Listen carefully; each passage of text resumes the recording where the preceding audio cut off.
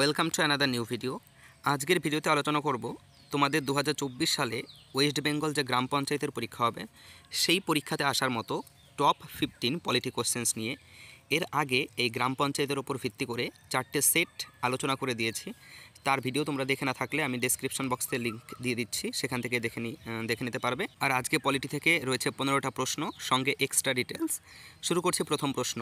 ভারতীয় সংবিধানের নাগরিকত্ব সম্পর্কিত ধারণাটি কোন দেশ থেকে নেওয়া হয়েছে? তো উত্তর হয়ে যাবে অপশন নাম্বার 4, যুক্তরাজ্য থেকে ভারতীয় সংবিধানে এই নাগরিকত্ব সম্পর্কিত ধারণাটি নেওয়া হয়েছে। এখান থেকে জেনে রাখবে যে যুক্তরাজ্য থেকে কী নেওয়া হয়েছে আমাদের সংবিধানে। লেখ নেওয়া হয়েছে, একক নাগরিকত্ব, কম্ট্রোলার ও অডিটর জেনারেল অফিস, আইনের ভূমিকা, সরকারের সংসদীয় রূপ, এগুলো নেওয়া হয়েছে যুক্তরাজ্য থেকে। আর আমেরিকা থেকে কী নেওয়া হয়েছে আমাদের দেশের সংবিধানে? প্রস্তাবনা নেওয়া হয়েছে, বিচার বিভাগীয় পর্যালোচনা, মৌলিক অধিকার, অভিশংসন, উপরাষ্ট্রপতির কার্যাবলী। এখানে ইম্পর্টেন্ট হচ্ছে এই প্রস্তাবনা, পরীক্ষায় আসে যে প্রস্তাবনা কোন দেশ থেকে নেওয়া হয়েছে, আর একটা আছে মৌলিক অধিকার। এই দুটো খুব ইম্পর্টেন্ট, যে প্রস্তাবনা আমাদের ভারতীয় সংবিধানে কোন দেশ থেকে নেওয়া হয়েছে, উত্তর কী হবে? আমেরিকা থেকে। আর যদি বলে মৌলিক অধিকার কোন দেশ থেকে নেওয়া হয়েছে, সেটা হবে আমেরিকা থেকে। এরপরে অস্ট্রেলিয়া থেকে কী নেওয়া হয়েছে? অস্ট্রেলিয়া থেকে নেওয়া হয়েছে যৌথ সভা, ব্যবসা ও বাণিজ্য আর সমবর্তী তালিকা। আর যদি বলা হয় ফ্রান্স থেকে কী নেওয়া হয়েছে, তাহলে ফ্রান্স থেকে নেওয়া হয়েছে প্রজাতন্ত্র, আর একটা হচ্ছে স্বাধীনতা, সমতা ও ভ্রাতৃত্বের আদর্শ। এইটা অনেক সময় প্রশ্ন আসে যে এই ভ্রাতৃত্বের আদর্শ ভারতীয় সংবিধানে কোন দেশ থেকে নেওয়া হয়েছে, তাহলে উত্তর কী হয়ে যাবে? ফ্রান্স থেকে নেওয়া হয়েছে। 2 নম্বর প্রশ্ন। ভারতীয় সংবিধানের জরুরি বিধানগুলি নিম্নলিখিত কোনটির থেকে উদ্ধৃত? ভারতীয় সংবিধানের জরুরি বিধানগুলি নিম্নলিখিত কোনটির থেকে উদ্ধৃত? তো উত্তর হয়ে যাবে অপশন নাম্বার 2, ভারত সরকার আইন 1935। এর সঙ্গে জেনে রাখবে যে ভারতীয় সংবিধানের জরুরি বিধানসমূহ 352 থেকে 360 নম্বর ধারায় সংবিধানের 18তম অংশের অন্তর্গত। ভারতীয় সংবিধানে 3 ধরনের জরুরি অবস্থা রয়েছে। একটা হচ্ছে জাতীয় জরুরি অবস্থা, যেটা 352 নম্বর আর্টিকেলে আছে। এরকম প্রশ্ন আসে যে জাতীয় জরুরি অবস্থা কত নম্বর আর্টিকেলে আছে, উত্তর কী হয়ে যাবে? 352। যদি বলা হয় যে রাজ্যের যে জরুরি অবস্থা সেটা কত নম্বর আর্টিকেলে আছে, 356। আর যদি বলা হয় আর্থিক জরুরি অবস্থা, এটা কত নম্বর আর্টিকেলে আছে, সেটা হবে 360 নম্বর আর্টিকেলে। ভালো করে জেনে রাখবে। পরবর্তী, ভারতীয় সংবিধানের মূলত কয়টি ধারা ছিল? ভারতীয় সংবিধানের মূলত কয়টি ধারা ছিল? তো উত্তর হয়ে যাবে অপশন নাম্বার 1, 395। তো ভারতীয় সংবিধানে মূলত 395টি ধারা ছিল। এর সঙ্গে জেনে রাখবে যে ভারতের সংবিধানে মূলত 395টি ধারা ছিল, যেটা আমাদের প্রশ্নে ছিল। বর্তমানে সংবিধানের একটি প্রস্তাবনা এবং 470টি ধারা রয়েছে, 25টি অংশ বা যাকে বলা হয় পার্ট রয়েছে, এবং 12টি তফসিলে বিভক্ত। এর সঙ্গে জেনে রাখবে যে 2020 সালে সর্বশেষ সংশোধনী সহ এটি 104 বার সংশোধন করা হয়েছে। তাহলে ভারতীয় সংবিধান যেটা সংশোধন করা হয়েছে মোট 104 বার। আর শেষ সংশোধন কবে করা হয়েছে? শেষ সংশোধন করা হয়েছে 2020 সালে। 4 নম্বর প্রশ্ন। ভারতীয় সংবিধানের মূল নথিটি কার হাতের লেখায় লিখিত হয়েছিল? তাহলে যে ভারতীয় যে সংবিধান রয়েছে সেই সংবিধানের যে মূল নথি সেটি কার হাতের লেখায় লিখিত হয়েছিল? উত্তর হয়ে যাবে অপশন নাম্বার 3, প্রেম বিহারী নারায়ণ রায়জাদা। এর সঙ্গে জেনে রাখবে যে প্রেম বিহারী নারায়ণ রায়জাদা ভারতীয় সংবিধানে যে ভারতীয় সংবিধান সেটা তিনি হাতে লিখেছিলেন। Doctor B.R.. আম্বেদকরকে ভারতীয় সংবিধানের জনক বলা হয়।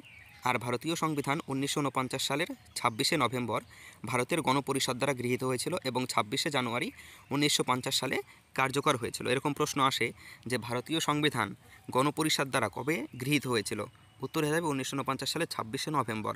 আর যদি বলা হয় যে কবে কার্যকর হয়েছিল কিন্তু তার পরের বছর 1950 সালের 26শে জানুয়ারি। ভালো করে খেয়াল রাখবে, গৃহীত হয়েছিল 1949 সালের 26শে নভেম্বর। আর যদি বলা হয় কার্যকর কবে হয়েছিল, তখন 1950 সালের 26শে জানুয়ারি, যে দিনটাকে প্রজাতন্ত্র দিবস হিসেবে আমরা পালন করি, 26শে জানুয়ারি। 5 নম্বর প্রশ্ন। ভারতীয় গণপরিষদ কবে সংবিধানে গ্রহণ করা হয় ভারতীয় গণপরিষদ? তো উত্তর হয়ে যাবে অপশন নাম্বার 1, 26শে নভেম্বর 1949। এর আগেই এক্সট্রা ডিটেলসে বললাম যে ভারতীয় যে গণপরিষদ সেই গণপরিষদ সংবিধান গ্রহণ করে হচ্ছে 1950 সালে 26শে নভেম্বরে। আর যদি বলা হয় সেই গণপরিষদে সংবিধান কার্যকর কবে হয়, তাহলে সেটা হয়ে যাবে তার পরের বছর, অর্থাৎ 1950 সালের 26শে জানুয়ারি।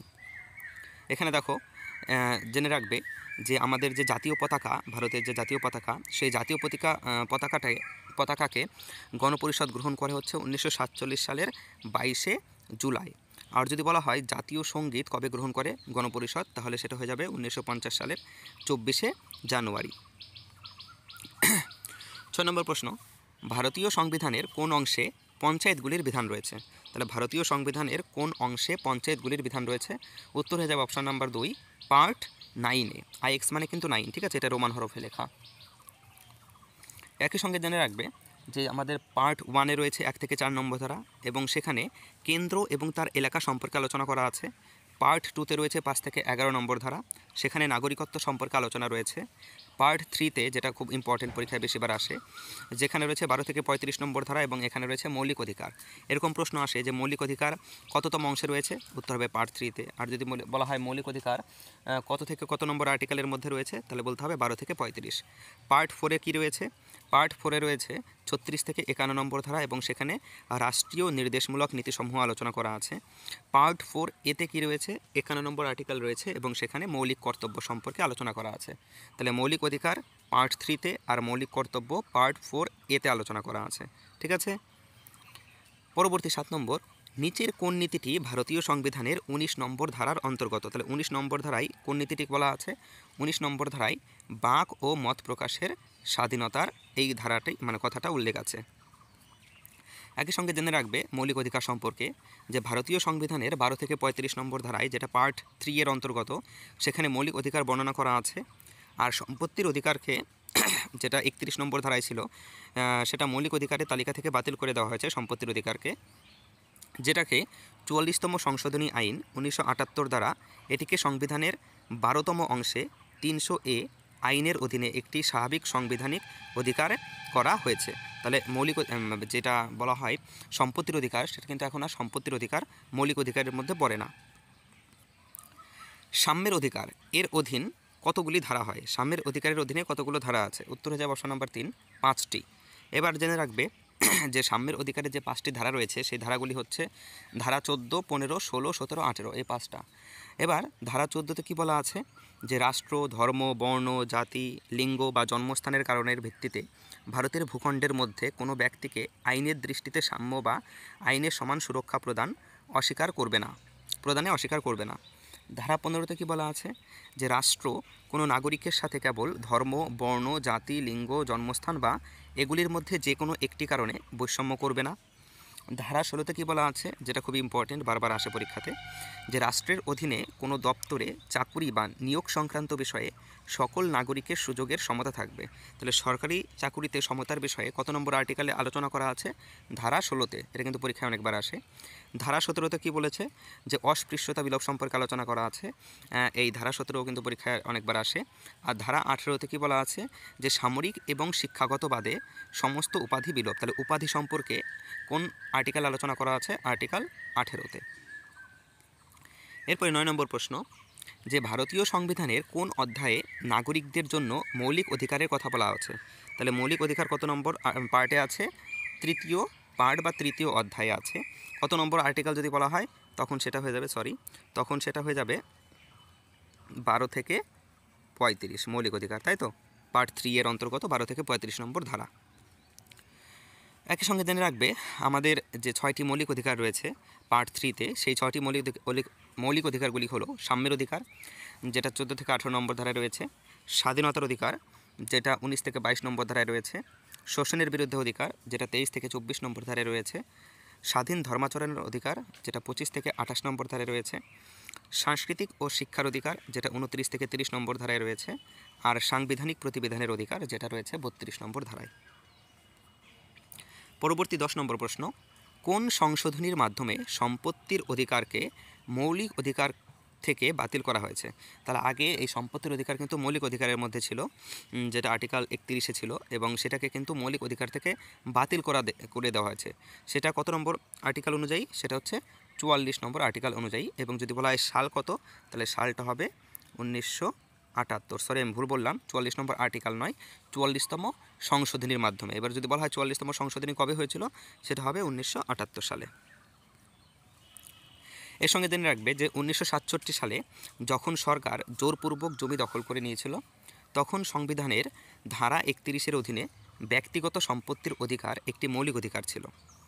1978 সালে 44তম সংবিধান সংশোধনীর সাথে সম্পত্তির অধিকারকে একটি মৌলিক অধিকার হিসাবে রদ করে দেওয়া হয়। তাহলে এই যে বললাম যে 44তম সংবিধান সংশোধনীর মাধ্যমে, যেটা হয়েছিল 1978 সালে, সেই সংশোধনীর মাধ্যমে মৌলিক অধিকারকে সম্পত্তির অধিকারকে মৌলিক অধিকার থেকে রদ করে বা বাতিল করে দেওয়া হয়েছিল। ধারা 300A এর অধীনে এটিকে সাংবিধানিক অধিকার করা হয়েছিল। ধারা 300A অনুযায়ী কোনো ব্যক্তিকে তার ব্যক্তিগত সম্পত্তি থেকে বঞ্চিত করার জন্য রাজ্যকে যথাযথ পদ্ধতি এবং আইনের কর্তৃত্ব অনুসরণ করতে হবে। পরবর্তী প্রশ্ন, ভারতীয় সংবিধানের কোন ধারায় জীবন ও ব্যক্তিগত স্বাধীনতার সুরক্ষা সম্পর্কে বলা আছে? তাহলে জীবন ও ব্যক্তিগত স্বাধীনতার সুরক্ষা সম্পর্কে বলা আছে কত নম্বর আর্টিকেলে? হয়ে যাবে আর্টিকেল নাম্বার 21-এ। ঠিক আছে, এবার আমাদের সংবিধানে 6টি মৌলিক অধিকার রয়েছে। আবারও পড়ে নিই 6টি মৌলিক অধিকার। আমি বারবার বলছি এই কারণেই, কারণ শুনতে শুনতে তোমাদের মনে থেকে যাবে যদি বারবার শোনো। তাহলে মৌলিক অধিকার রয়েছে 6টি, আর সেটা রয়েছে পার্ট 3-তে। আর কত থেকে কত আর্টিকেলের মধ্যে? 12 থেকে 35 নম্বর আর্টিকেলের মধ্যে। দেখো, প্রথমে রয়েছে মৌলিক অধিকার একটা, সাম্যের অধিকার, যেটা রয়েছে 14 থেকে 18 নম্বর ধারায়। স্বাধীনতার অধিকার, যেটা রয়েছে 19 থেকে 22 নম্বর ধারায়। শোষণের বিরুদ্ধে অধিকার, যেটা রয়েছে 23 থেকে 24 নম্বর ধারায়। স্বাধীন ধর্মাচরণের অধিকার, যেটা রয়েছে 25 থেকে 28 নম্বর ধারায়। সাংস্কৃতিক ও শিক্ষার অধিকার, যেটা রয়েছে 29 থেকে 30 নম্বর ধারায়।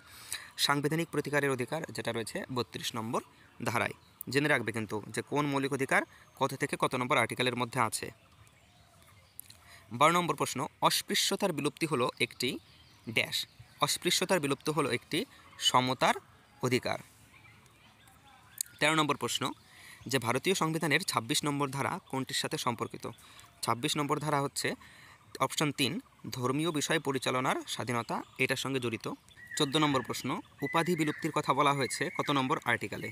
উপাধি বিলুপ্তির কথা বলা হয়েছে আর্টিকেল 18-তে, বা আর্টিকেলের বাংলা বলা হয় ধারা।